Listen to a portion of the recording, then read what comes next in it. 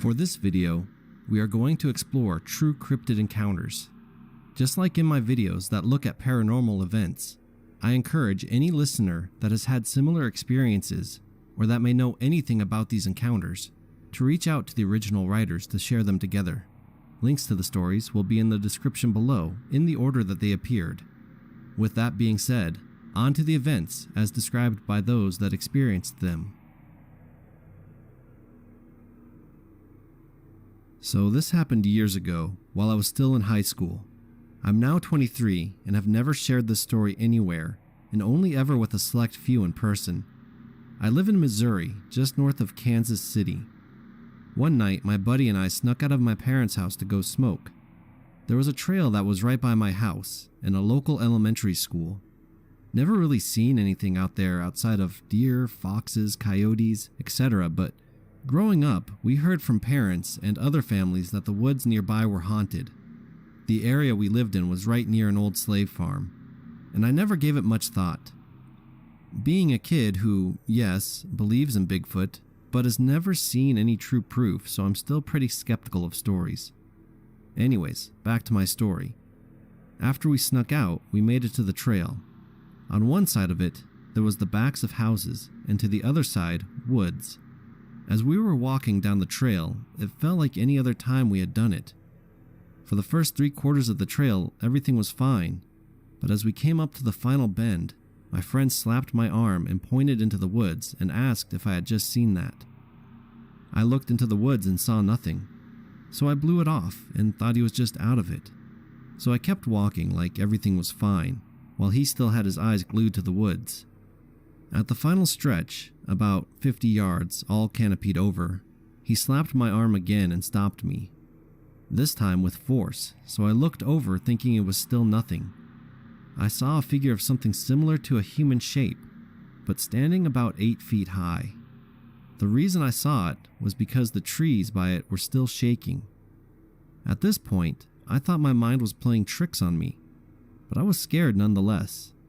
I said that we should keep moving, and we did, but now I too had my eyes glued on whatever it was in the woods. We picked up our pace to a speed walk, and after about 10 steps or so, the thing started to move as well, but on a path that would put it on the trail in front of us before the end. At that point, we looked at each other and immediately started running, like running as fast as we could. We made it to the end of the trail and cut up through someone's yard and into the street. Once there, I looked back towards the trail and saw that figure standing on the edge of the trail. After that, we went back to my house and talked about what had just happened. As a couple of notes, there haven't been any bear sightings up by my area, but we have had some bobcats and cougars. Not sure what it was. I don't think it was Bigfoot, but if it was human, then it had to be some 8-foot tall guy in the woods behind my neighborhood at 2 a.m. I recently had a strange encounter with something in a storm drain and would like to see if you guys could help identify what it was. What happened? Okay, so I work at a movie theater, which means we closed the building down at about 1:30 or 2 a.m. So once the building was closed, a couple of co-workers and I decided to go to a hill across town that had a view of Nashville. We hiked up the hill, and once we got to the halfway point, they headed back to the car to drive up the hill faster, and I continued up alone. When I got to the top, a guy was hiding in a bush and shouted, "What are you doing here?" at me and started to run after me. Now I know you are probably wondering where the creature comes in, and that is about to be revealed. So I ran down the opposite side of the hill towards a church and lost the guy tailing me. He went after my co-workers instead. As I was reaching the bottom of the hill, I found an open drainage pipe for the storm drains.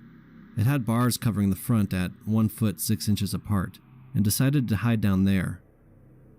I made a couple of turns and ended up about 3 or 4 streets from where I went in.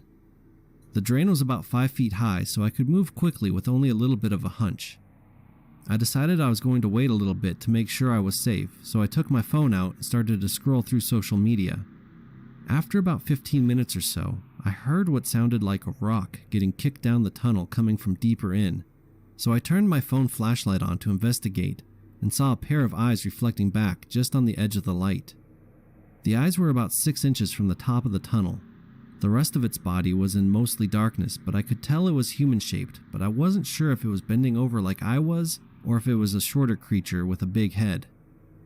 We stared at each other for what felt like a minute, and it started moving quickly toward me again.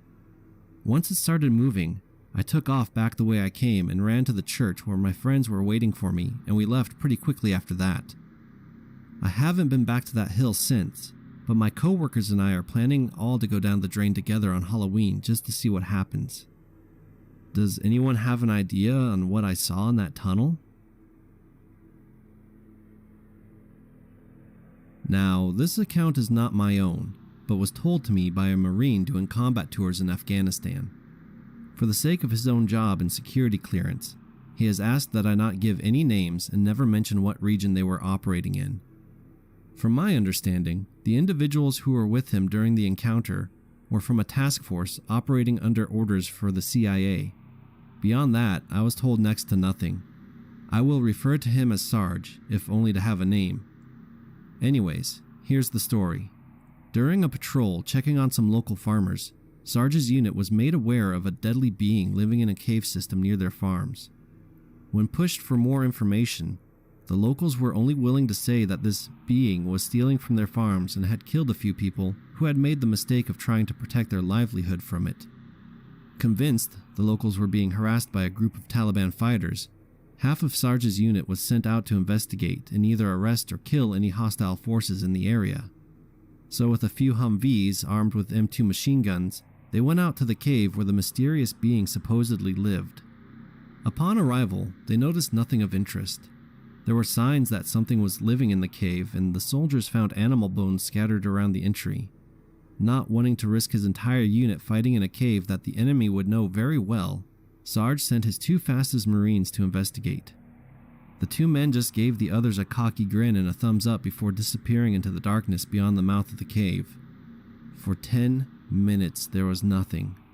Not a single sound inside or outside the cave other than the idle chatter of bored Marines. Then sound erupted from the cave, shouting and screaming. In a matter of seconds, the 2 men emerged from the cave at a full run and zipped past their teammates, one of them shouting, "Run! Just run!" But like the hard-ass special forces operators they were, the other soldiers stood their ground, only to see a massive man emerge from the cave. He stood nearly 10 feet tall with leathery skin and red hair. In one of its massive hands was a log that it began waving at the soldiers in a very obviously threatening manner. Shocked but not panicked, Sarge commanded his men to shoot that motherfucker, and the 12 Marines opened fire, but the bullets seemed to be doing little more than pissing this giant off. Finally, in desperation, one of them fired a grenade launcher at the being, blowing out a massive chunk of its flesh, exposing a small portion of the ribs and ripping most of the skin and muscle off. The giant retreated into the cave, and the soldiers decided that the best thing to do was head back to the village and report to the rest of their unit. Clearly, this was more than a few Taliban militants. Even with that gaping wound, the giant was too terrifying for the Marines to willingly walk into its territory. So they headed back and reported to their CO. Of course, their boss didn't believe them and demanded to see proof. So that night, they drove him out to the cave and showed him some of the shredded flesh that had been blown off by the grenade launcher.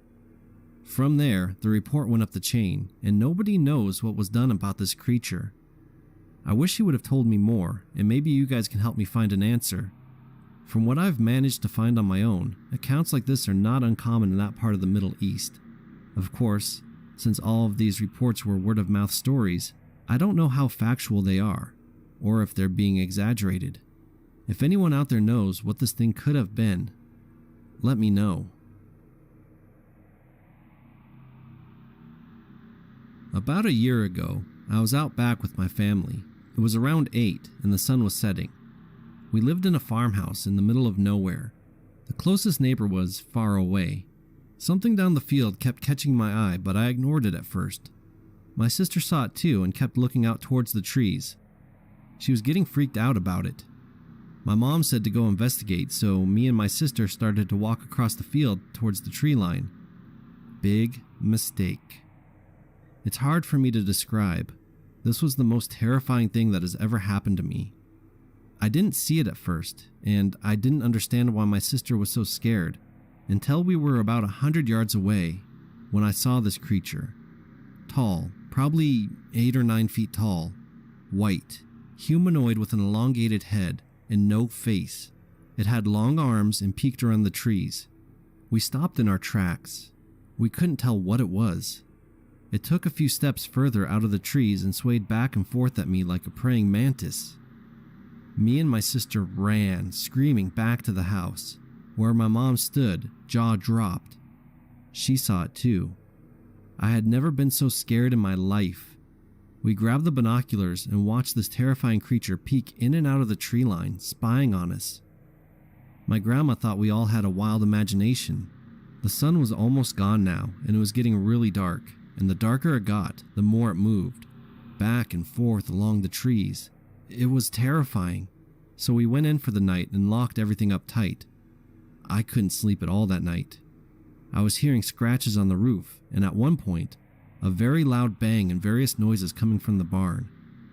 I was very afraid that I would wake up to my animals missing.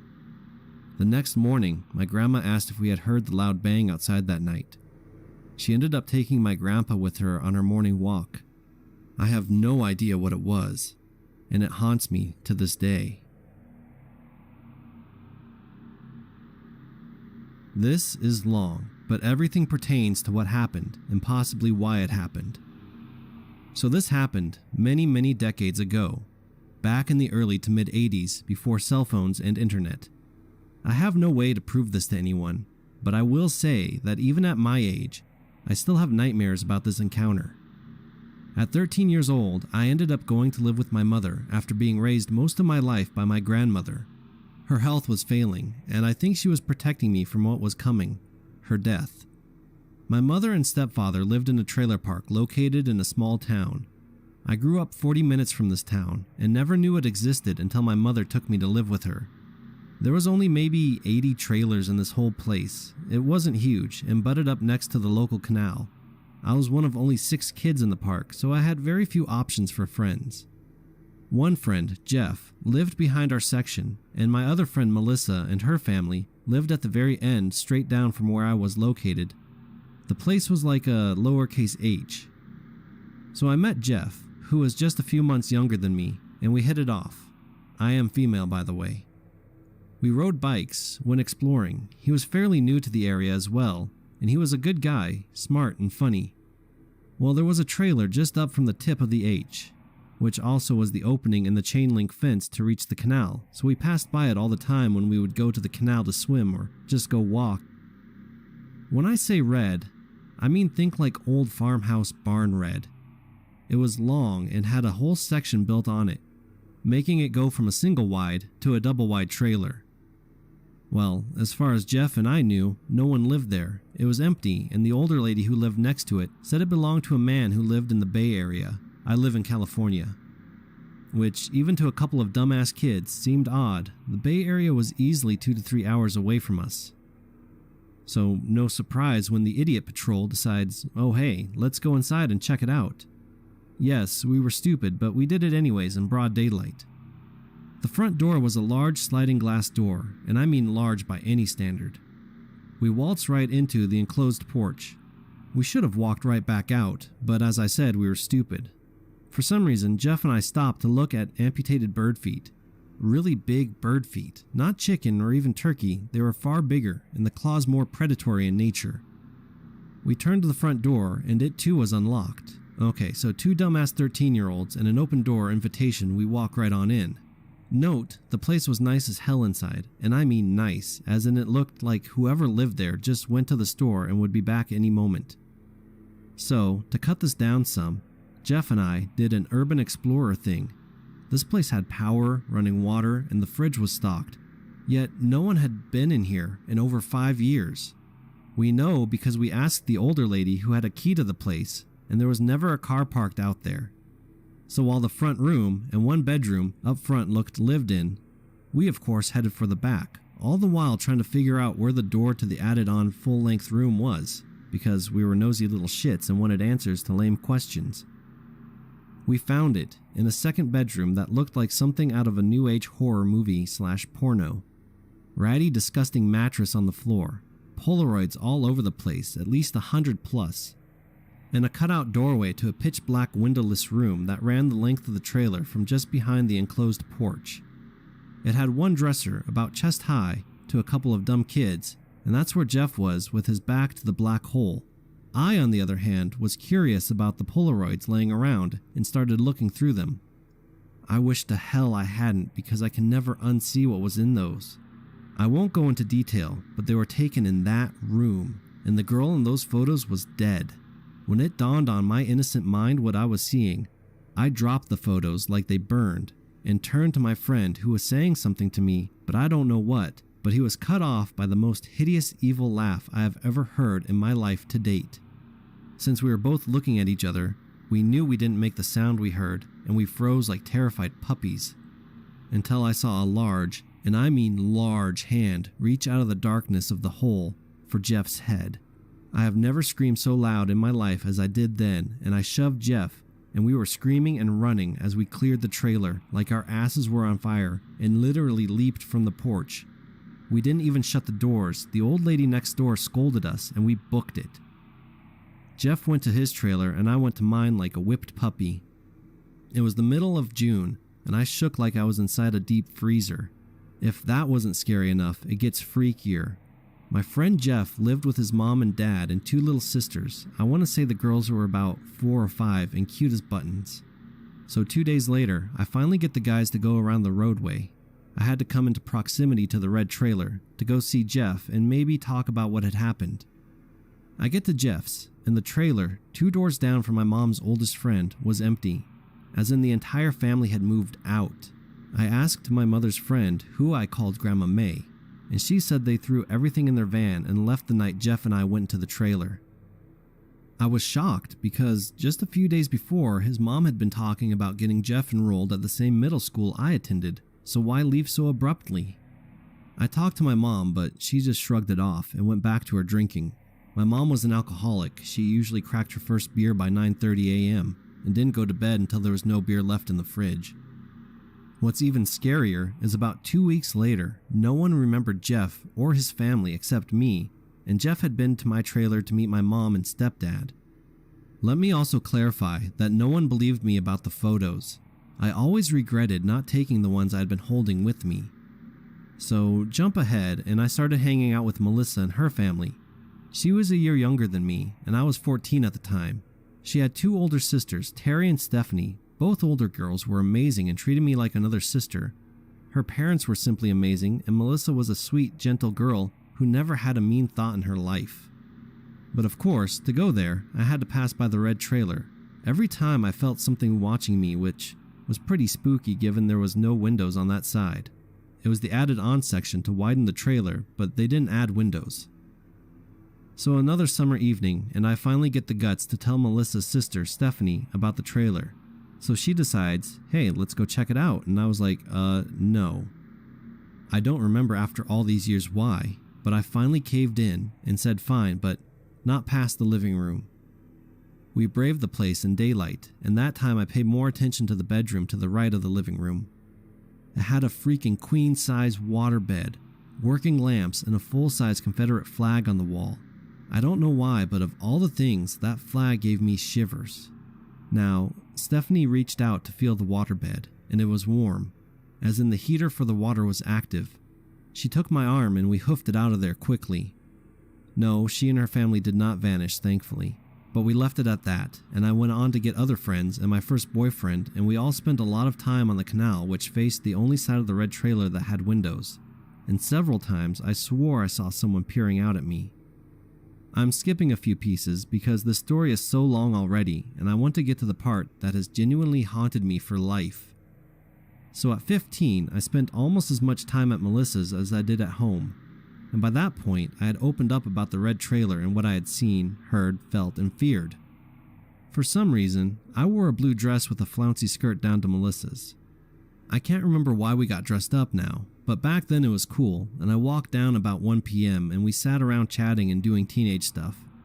Now, I had no intention of staying until dark, but somehow before I realized it, it was well after dark outside. Now remember, this was the 80s, so we didn't have street lamps every 2 feet. In fact, the only one we had was at the spot where the road curved into the hump of the H, which just happened to be across from the red trailer. For some reason, I was unreasonably terrified to walk back by that trailer alone, and told Terry. She was almost 18 and decided that she would walk past it with me to make sure I was closer to home before she headed back. Feeling relieved, we headed out. It wasn't that far from their place to mine, and I could see my porch from their place and vice versa in the daylight. So we passed the red trailer and come adjacent to the trailer directly across from it. I cannot even begin to explain the numbing, skin-crawling feeling that raked me from head to toe, but I literally froze in the middle of the road facing towards my home. It felt like I was forced to turn around and face the extremely tall and wide sliding glass doors to the trailer in terror. I wished to the gods that I hadn't. All of us girls turned around, and standing in the glass doorway was the biggest, scariest nightmare I have ever seen. And I have faced some live human monsters. I looked into the face of evil, and it stared back at me. The first thing that struck me was how fucking tall it was. It was ducking down to glare at us. Its lips pulled back off fangs that were glistening and damp from saliva. Its eyes were vivid yellow and the size of a closed fist, and its long claws made distinct tapping noises against the glass door it was framed in. I tunnel visioned on that giant furry bipedal monster because, to this day, the only thing I can best describe it as is a werewolf. It looked just like a werewolf, complete with rear articulated legs. I vaguely remember hearing one of the others whisper, "What the fuck is that?" and someone else whimpered. Then I blink and my friends are gone. They're almost back at Melissa's place and I'm standing there under the lamp frozen. But like watching a car wreck, I had to look back at the thing and it was smirking at me. I'll never forget that huge claw hand tilting as it used one finger to beckon me to it. To this day, I don't know how I broke the terror that held me in place facing that thing, but I shook my head and turned running like my life depended on it, and most likely it did, if not my life, then maybe my soul. I got home and my mom didn't even notice my fear, and my stepdad was in bed. He had to be at work early. I wanted to tell my mom, but she was too drunk, and I was too emotionally shaken to deal with her drunken fits. So I went to my room and changed, then crawled into bed shivering. The next day, once the sun was bright and shiny, I scurried down to my friend's place and asked her about it. She and her sisters had no memory of walking me past the trailer or seeing the thing in the sliding glass doors. They asked me if I was drinking or smoking pot, which I had not taken up smoking pot yet. That came later that year. And I hadn't been drinking the day before. So I let it go and just kept it to myself. Only a few people close to me know about this story, and one of them actually went back to the park with me as an adult. The trailer was gone, but I didn't have to tell him where it was. He felt it. I was originally going to visit an old couple I owed my sanity to, but the feeling of dread and skin crawling was too much for us, so we left the trailer park. To this day, if by some fluke we drive through that town in the trailer park, I get nauseous and the shakes as if it's still there watching me. I have tried to find out about any unsolved deaths in that time frame, but I can't find anything. And yes, it could have been a joke with the Polaroid photos, but that film was expensive back then, and there were hundreds of photos of this girl, ending with her being eviscerated on that mattress or one like it. I sadly never knew Jeff's last name, so I can't search for him, and have long since lost contact with Melissa and her family, nor do I remember her name. If anyone has any ideas, please toss them out. This has haunted me since I was 15 and I'm 48 now. I know I shouldn't have trespassed, and I did bring that onto myself, but what the fuck was it? A werewolf? A demon? What? This all occurred around the time I was in high school, and I honestly haven't seen anything with as much reoccurrence as back then. But when I was in high school, I shared my room with my younger brother. The upstairs was a 3-room portion of the old farmhouse we lived in. The main landing that was my parents' library, my sister's room on one side, and my brother's and mine on the opposite. Our room was laid out that we both had twin beds, and mine was next to the window, which had a seat and storage area under it. And then my brother's was perpendicular to my bed, but across the room against the wall. We didn't have any other furniture in the room, and the room was kept relatively clean. Now, most of these occurrences happened in the middle of the night, and they never gave me any sort of emotional response other than the initial reaction for the first one. I would wake up with the feeling of being watched. We were on the second story, so there's no way anyone was looking in my window. There are no pets inside, so I can't chalk it up to that. I roll over, and there's a large figure standing over me. Now, I'm a 6'4" guy, and this seemed taller than I was, so I don't know exactly who it could have been. They made no sound, no sudden movement, just stared at me for several moments before they would sit on the window ledge. This happened more times than I can count, but each time the figure seemed to change. They always stayed a hulking frame of a man. I never saw any hair or distinctive features to apply a gender, but the shoulders and height make me think male. The figures would never interact beyond leaning in, shifting a little when I awoke, or act as though they were straightening back up from leaning in towards me. I never asked any sort of question or physically interacted with them. They were just there. Now, I've had a pretty strong sixth sense most of my life, and my mother has told me stories of when I was a kid and talking about my friends who are usually some old person or talking to empty spaces. So, I've never been able to determine if there was some sort of spirit or not. But it wasn't until my college days that I heard about shadow men and looked into it, and that's more what I believe I encountered. My other encounter that has had a lasting impact on me was when I was staying at a friend's home after a night of playing games in college. I fell asleep in his sister's bed as she was out of town and his parents had gone to sleep hours ago. It was probably around 4 in the morning. It was a basement, so it was hard to tell, but the light from his monitor was still on. I awake to the door to her room opening. It was a door with several window frames in it, and I see a large, and I mean bend at the waist large, figure enter the room. The doorway looks like the entrance to a kid's playhouse with the way this figure filled it. No one in the house is that big, mind you, and the room instantly took on a dark feeling. As mentioned, I'd had run-ins in the past with figures like this, but none of them made the hair on my body stand like this. It's standing right now, even as I write this. The figure just stood there, as they have always done, didn't move, didn't make a sound, didn't try to initiate any form of communication. Nothing. I just sat there entranced as this massive shadow engulfed the room. I don't remember falling back asleep or passing out. I just remember staring at the figure and then waking up. Now, I don't know if they were the same group of figures. I'd never felt I was going to be harmed, but the ominous pressure from the last one was definitely a different experience from all the others I had had. Anyways, thoughts and hypotheses are welcomed. When I was 13, my mom decided I would be going to military boarding school. It was located north of Mexico in a place called Durango. Durango is known because it's home to many creepy things. Drug cartels, the zone of silence, ghost towns, UFO sightings, etc. I was at that school for around 6 years, and one day a friend invited me and other students to go to his hometown to have some tacos with his dad, a well-known rancher. When we arrived to the town, we were at his house having some drinks, and eventually he decided it was time to go somewhere else. We hopped into his pickup truck and he began driving right when the sun was setting. After about half an hour, everything was dark, and he had to turn on the headlights. I was in the front seat with my friend, and we've just arrived to the place. He slowed down the car, and we could just hear the nocturnal wildlife and some scratches on the car from branches or plants. The headlights allowed us to see just enough to distinguish shapes. He stopped the car right in front of a little lake, lagoon, pond, I don't know. We could see some bushes and trees around the water, and a few meters in front of the right headlight, we could see what we thought was a rock. The guys started unloading the truck while they joked around. My friend and I were still in the front seat smoking or something.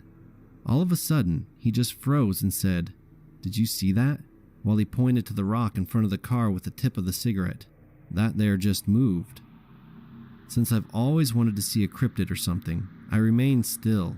We were both looking at this rock when all of a sudden it turns its head around to face us with what I thought was like a golem face. Big round yellow eyes, arched back. I turned to my friend. He grabbed his gun and quickly got out of the car, fired 2 shots to the sky. All this while people are still unloading the truck and making a fire for the grill and such. I heard a few screams. I saw how this creature looked up to the sky, turned around, and hopped to the water. Right after that, everyone began asking what happened. My friend told us that it was actually a common sight. He explained that his father and grandfather often saw the creature when they were hunting. He said they called it hombre rana, or frogman.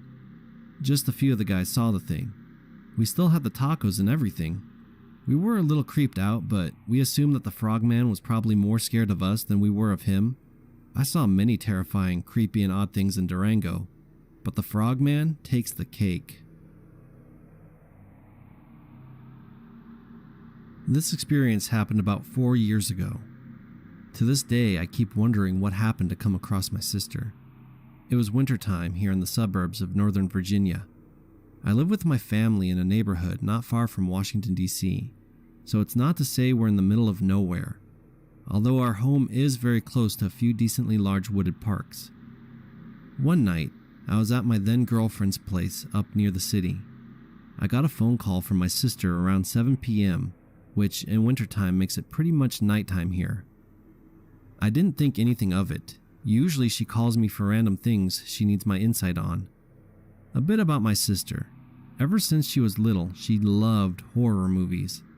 Growing up with her, I can tell you firsthand that she isn't easily scared. She loves the paranormal. Alright, so back to the call. I picked up the phone, and first thing I realized was her voice was breaking up. She was sobbing and could barely talk clearly. Instantly, my mind started rushing with horrible thoughts about what could have happened. She kept telling me to come home as soon as possible. I asked her why. Is everything okay? She wouldn't say. She just kept asking me to come home. Obviously, I got in my car and rushed home. The neighborhood is very dim. There aren't many lights, only a few solar-powered garden lamps from surrounding homes. As soon as I got home, I ran inside, asked her again what happened. And she finally started explaining. About half an hour before she called me, she went outside to grab a few things from her car. Again, it was dark out, but when the car is unlocked, the headlights turn on. When she opened the door to the car, the light was shining from the driveway to the roof of the garage. She noticed it first from inside the car. A short, bipedal human-looking thing standing on 2 jet black muscular legs. At first she said she thought it was a raccoon, but this would have been obvious to her. But this thing, it scared her to the point of crying. While she was in the car, her view was obstructed from the rest of the creature, which was crouching, and from what she described, it was scratching at something on the roof. Could it have been trying to get in? Maybe, but she wasn't going to stick around to find out. She got out of the car, pretending to not have spotted it. This thing, it acted in a seemingly intelligent way. She thought, maybe if I act as if I didn't see it, it'll just stay up there and not try to attack or anything. But as she walked behind the car, she heard it stand upright. Startled, she looked directly at it. The whole description she told me was as follows. Jet black, smooth dolphin skin-like legs and arms. 5-digit hands and no claws. Dreaded looking very dirty fur or hair, covering its head and body. The face is what was disturbing. The face had 2 shining yellow eyes that glowed from the car's headlights. No nose, just 2 slits, and a very wide mouth with no lips. She took off when she made eye contact. As soon as she was indoors, she called 911 and an officer was dispatched to our house. He looked around back and tried to see if there was any damage or sign of someone climbing the roof. No footprints, no damage. It was all in place. The officer just told us to lock the doors and windows and left. It's not like my sister to be terrified to the point of calling the police. Whatever this thing was though, I can only imagine what it was actually like to witness something like that in real life. To this day, both me and her get extremely uneasy arriving home after dark.